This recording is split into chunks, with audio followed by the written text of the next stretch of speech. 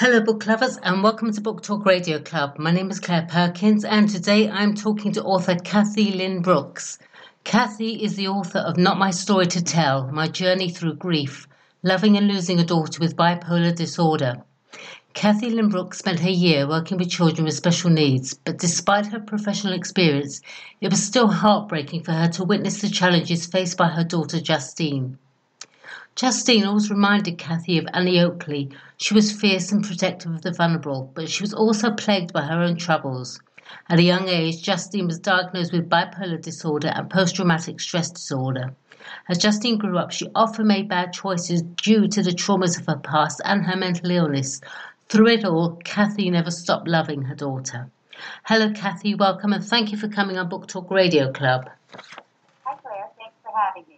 Well, sure, my pleasure. So, Cathy, tell us about Justine. What kind of person was she? Oh, Justine was a fun-loving girl, and she loved to laugh, and she liked to make other people laugh. She was very strong-willed and independent, and she was a loyal friend and family member. Oh. Her passion was helping the homeless. Right. She liked to help the homeless. How old was she when diagnosed, and what were her symptoms? Well, we knew she was depressed because she would just lie on the couch and she couldn't get up and she couldn't get up to go to school. So we knew she had depression. Right. But I don't know exactly when she was diagnosed. I would take her to the crisis clinic at the hospital, and the professionals wouldn't talk to me. They held all the confidentiality very close, and they wouldn't answer any of my questions. So she told me that she had been diagnosed as a teenager. I only just asked when she was 25. One day I said, "Do you think you might be bipolar?" And she said, "Oh, Mom, I've been bipolar. I've been diagnosed since I was a teenager." So even though you're her mum, they would never talk to you about it? She never told me the details of things. No, she was a teenager. No. I meant the doctors never spoke to you about it. Oh, no, they wouldn't. No, they wouldn't talk to me at all. And if I asked, they just said, "No, I'm sorry, I can't discuss my patient with you." So how did you as her mum help her when she was going through the manic side of bipolar? Yeah, well, I didn't really understand that it was manic. I was always so happy that she was out of her depression, Right. And that she could function again. And she was back to school, and she could get her schoolwork done, and she had a part-time job. So I was always pleased. I never really noticed that she was, anything except happy. Right. I mean, you say Justine made some bad life choices. Are bipolar children, young adults, able to discriminate between good and bad choices? I mean, do they tend to make choices when either the hyper or depressive episodes or both? Yes, well, because I didn't understand the manic side of it, I didn't understand that. But when she was depressed, she wasn't really making any choices at all. She did a lot of sleeping, and she just couldn't really function that well. So I would say her bad choices was because she felt she couldn't. When she was in the manic phase, she felt that she could get away with anything. Right. She felt that she wouldn't have any consequences to her actions. Interesting. So tell me, why is the book entitled Not My Story to Tell? When she was a little girl, when I first called the professionals when she was a little girl, first I have to go back a little bit. She was sexually abused when she was 6 years old.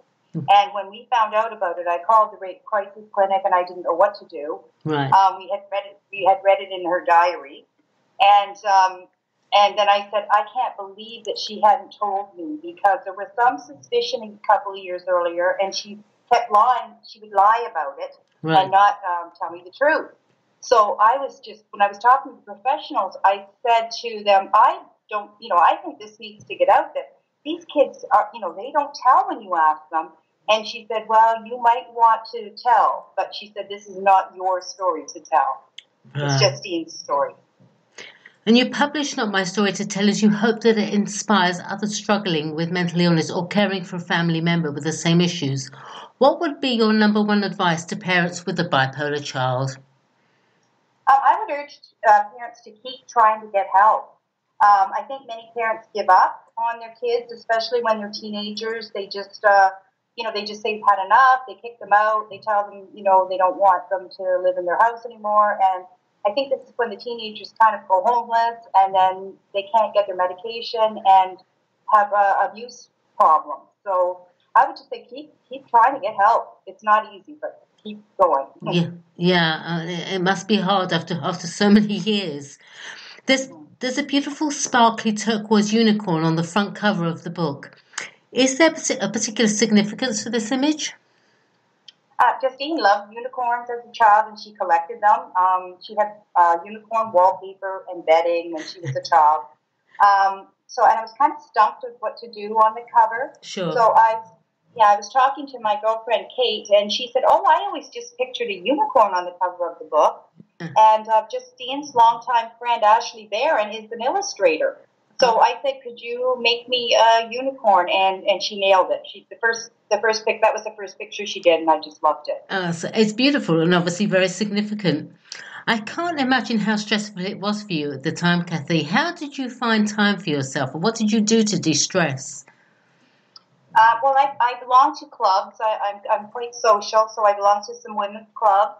I go to the gym, and I was working full time too. So I just kept busy. I think keeping busy was my way of coping. Yeah. It's believed that bipolar disorder can be an outcome from a past trauma. So would you mind sharing the trauma from Justine's early life? I mean, I know you touched on it before, but if you can give people an idea what happened? Yeah, well, when she was 6 years old, I hired the boy next door to come over and babysit just a couple of times when I went out in the evening. My husband worked shift work, so when he was working night shift, a couple of times I asked the boy next door to come over because his mother was our daycare provider, and she looked after the kids during the day sometimes. So I thought it would be very convenient if he had any problems, he could just ask his mom next door. Sure. But as it turned out, he just sexually abused her at our house, and apparently one time when she was under the babysitter next door's care as well. So that all came out a long time after. Awful. What was the reaction from your family on the publication of your book? My family was overwhelmingly supportive. My husband, my daughter, all my friends, my mom, my sisters, everybody. They said, "Go for it. Great idea. We can't wait to read it. You're doing a good job." And I just had so much encouragement. Yeah, it's a tribute to her, really, isn't it? Yeah. It must have been very hard, though, to write Justine's story, or do you see it in a positive light as a celebration of her 29 years here on Earth? I mean, obviously, both the good and the bad. Yes, it was a celebration of her life, and it was therapy for me. Yeah. I had to write it. I just had to write it. I had to write it all down. Whether I wanted to publish it, that was when I, faltered a little bit. I wasn't sure if I wanted to do that, but then I thought, you know what? I've already written it all. Let's get it out there, and maybe we can help some other people. Yeah, it's certainly a way of dealing with stuff, isn't it, when you write it down? Most definitely. So where can Book Talk Radio Club listeners purchase Not My Story to Tell? You can get it on Amazon. It's in paperback and an e-Kindle version on Amazon worldwide. Lovely. All right. Well, thank you, Cathy. That was interesting, and I'm sorry for your loss. Please come back on Book Talk Radio Club, and I'd love to chat with you and hear more. In the meantime, good luck for the future, and thank you, everyone, for listening to Book Talk Radio Club. Thank you, Cathy. Thank you very much, Claire.